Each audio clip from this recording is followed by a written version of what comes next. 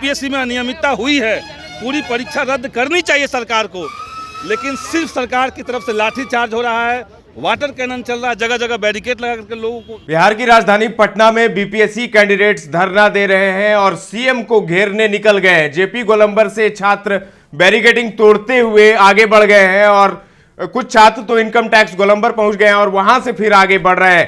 यानी सीएम को आज घेर कर ही रहेंगे बीपीएससी के अभ्यर्थी। बिहार की राजधानी पटना ही नहीं, पूरे बिहार में इस वक्त प्रदर्शन हो रहे हैं, क्योंकि इसमें पप्पू यादव भी है और प्रशांत किशोर भी। एक तरफ प्रशांत किशोर आमरण अनशन पर बैठे हुए हैं, दूसरी तरफ पप्पू यादव आक्रामक तौर पर पहले तो ट्रेन उन्होंने रोक दी, उसके बाद सड़क को भी जाम किया है पूरे बिहार में।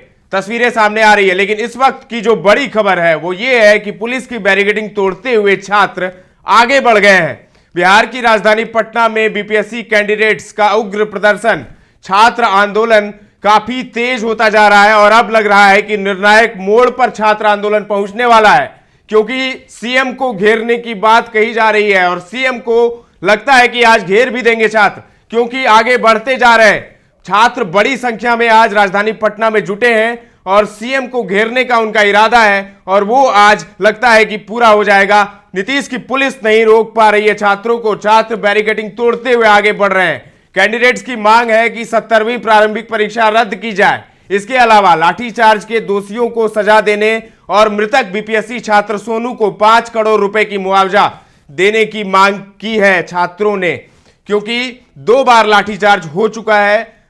बीच में कुछ दिन पहले तो वाटर कैनन का भी इस्तेमाल किया गया था। इस भयंकर सर्दी में छात्रों ने वाटर कैनन भी झेला, पुलिस की लाठी भी झेली और छात्रों के साथ उनके मां बाप भी शामिल हुए थे प्रदर्शन में।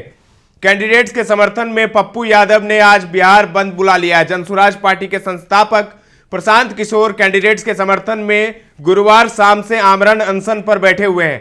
इंडिया अलायंस के छात्र संगठन एनएसयूआई, एआईएसए, एआईएसएफ, आरजेडी की ओर से सीएम हाउस का घेराव करने की बात है और इसी के तहत देखा गया कि आयसा के कुछ छात्र, आयसा संगठन के लोग वहां पर बैरिकेडिंग तोड़ते हुए आगे बढ़ रहे हैं। राजद नेता और विपक्ष के लीडर तेजस्वी यादव ने भी छात्रों को समर्थन दिया था और दिया भी है इस वक्त भी, लेकिन वो प्रदर्शन में शामिल नहीं हुए हैं, लेकिन उनका समर्थन है छात्रों को।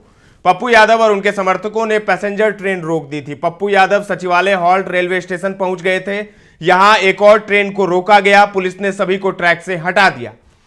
29 दिसंबर 2024 रविवार को गांधी मैदान में छात्र संसद हुई। सीएम आवास की ओर बढ़ रहे कैंडिडेट्स पर तीसरी बार लाठीचार्ज किया गया।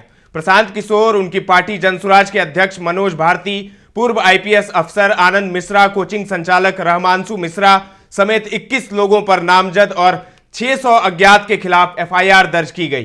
बीपीएससी कैंडिडेट्स की मांग यह है कि बीपीएससी पीटी परीक्षा रद्द हो, एक बार फिर से परीक्षा ली जाए, एक परीक्षा हो और एक परिणाम हो, ताकि सभी अभ्यर्थियों के साथ न्याय हो। आयोग एक ही परीक्षा के लिए 2 बार टेस्ट कैसे ले सकती है? मेरिट लिस्ट कैसे बनेगी? 911 परीक्षा केंद्रों का प्रश्न और फिर 4 जनवरी को होने वाली परीक्षा का प्रश्न एक कैसे होगा? अगर 13 दिसंबर को हुई परीक्षा के मुकाबले 4 जनवरी को होने वाली परीक्षा के प्रश्न आसान रहे तो उन छात्रों के साथ न्याय नहीं होगा। आयोग ने भी अपनी गड़बड़ी मानी थी। 30 दिसंबर 2024 को छात्रों का एक डेलीगेशन मुख्य सचिव अमृत लाल मीणा से मिले थे। उनकी ओर से 5 लोगों को रखा गया था। परीक्षा 13 दिसंबर को हुई थी। कैंडिडेट्स ने कहा था कि बापू सेंटर पर हुई परीक्षा का पेपर दिन में ही लीक हो गया था। आयोग ने भी गड़बड़ी मानी थी और दोबारा परीक्षा करवाने की बात कही थी। उस दिन विरोध प्रदर्शन कर रहे एक कैंडिडेट को पटना कलेक्टर डॉक्टर चंद्रशेखर सिंह ने थप्पड़ मार दिया था।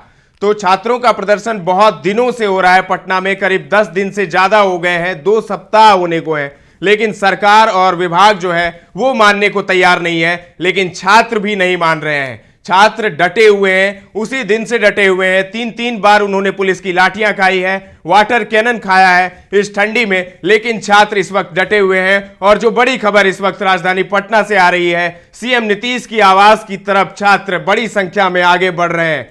पुलिस उनको रोकने के लिए तमाम उपाय कर रही है, लेकिन सारे बैरिकेडिंग, सारे बंधन को तोड़ते हुए छात्र आगे बढ़ रहे हैं। फिलहाल के लिए इतना ही। पटना से आलोक और ज्ञानेंद्र और दक्षा की ये रिपोर्ट है। ताजा तरीन खबरों का सिलसिला लगातार जारी है। देखते रहे दर्श न्यूज।